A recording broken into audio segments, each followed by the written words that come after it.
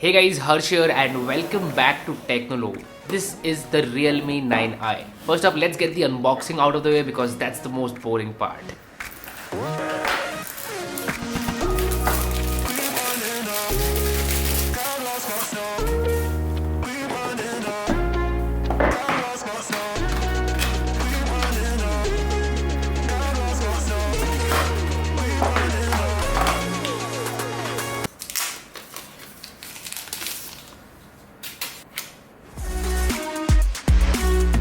Now inside the box you get all the normal stuff. You get some paperwork, a clear transparent case, the phone itself in this black color which I particularly like, a USB Type-C cable and a 33-watt fast charger. So yeah, that was the unboxing experience. Now let me use this phone for a couple of days and then I'll get back to you.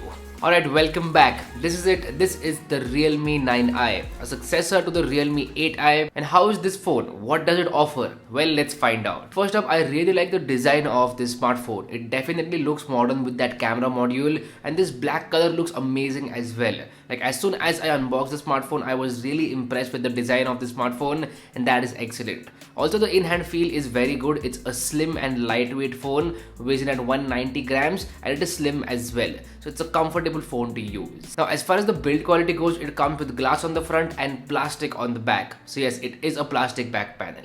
Now, under the hood, Realme 9i comes with the Qualcomm Snapdragon 680 processor. Along with that, you get 4 or 6 GB of LPDDR4X RAM and 64 or 128 GB of UFS 2.2 storage. So it's good to see that the RAM and storage options are fast over here. RAM is not slow, neither is the storage. As far as battery goes, you get a 5000 mAh battery with 33-watt fast charging, and yes, you do get the charger inside the box itself. On the software side of things, this phone comes with Realme UI 2.0 based on Android 11. It does not have Android 12 out of the box, and that is kind of disappointing. Android 12 should have been there because it's been out there for quite some time, and smartphone manufacturers should push out new smartphones with Android 12. Like please, Xiaomi, Realme, OnePlus, Samsung, everyone out there, please push your phones with Android 12. That is very important. Now in my initial testing period, I found the performance of this smartphone to be good. I did not notice any major lags whatsoever. It was a smooth experience and the performance seems to be good for the price at which this phone is expected for. So yeah, as far as my first impressions go, I am happy with the performance. Now what about the display? The Realme 9i comes with a 6.6 inches Full HD Plus 90Hz LCD panel.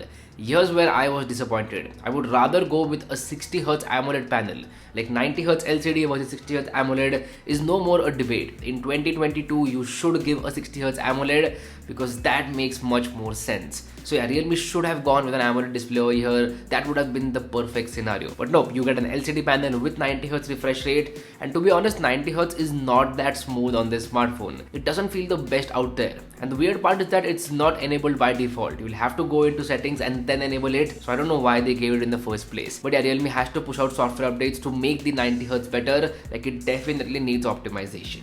You guys let me know what you would prefer, 90Hz LCD or 60Hz AMOLED. I think I know the answer, but still let me know. Alright, this gets me to the weirdest part of this smartphone, and that is the cameras. So on the rear side, there is a triple camera setup, or should I say a single camera setup, because here are the cameras. The first one is a 50 megapixel sensor. Now this is a Samsung sensor. The second one is a 2 megapixel portrait camera, and the third one is a 2 megapixel macro camera. Only the main 50 megapixel sensor and then two other useless sensors, like quite literally useless sensors. So again, I think Realme has cut corners where they shouldn't have. The ultra wide angle camera was very important over here because that gives you a different perspective. But what about the actual photo quality? Well, as far as the main camera goes, it is shooting some decent photos. The photos are good in terms of detail level. The dynamic range is decent and so is the color reproduction. For the price range of this smartphone, the main camera is doing a good job. Now, these are only my initial impressions. I will be testing out the cameras to their full potential and will mention about them in my full review. So make sure you subscribe to the channel because you don't want to miss that coverage. You do get a dedicated night mode over here as well. So if you want to shoot some good photos in low lighting conditions, you can use the night mode. As far as the selfie camera goes, you get a 16 megapixel shooter over here,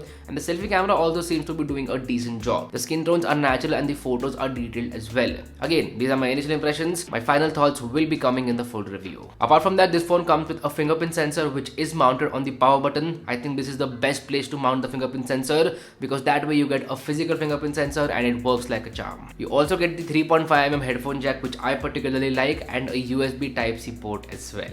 As far as the speakers go, the speakers are also good. I have no complaints with the speakers. For the price of the smartphone, the speakers are good. All in all, I'm going to say Realme 9i is a good smartphone, but I think Realme has cut corners where they shouldn't have. For example, the LCD panel and the lack of an ultra-wide angle camera. If this phone had 60Hz AMOLED display and an ultra-wide angle camera, then I would say that this phone is the one to get in this price segment. That would have been the perfect scenario. So anyway, that's been it. This was my unboxing and initial impressions of the Realme 9i. Do let me know how you feel about this video in the comment section down below. If you like this content, go ahead and hit that like button, and if you haven't already, please subscribe to the channel. It would mean the world to me. My name is Harsh Punjabi, and I'll see you guys in the next one. Bye bye.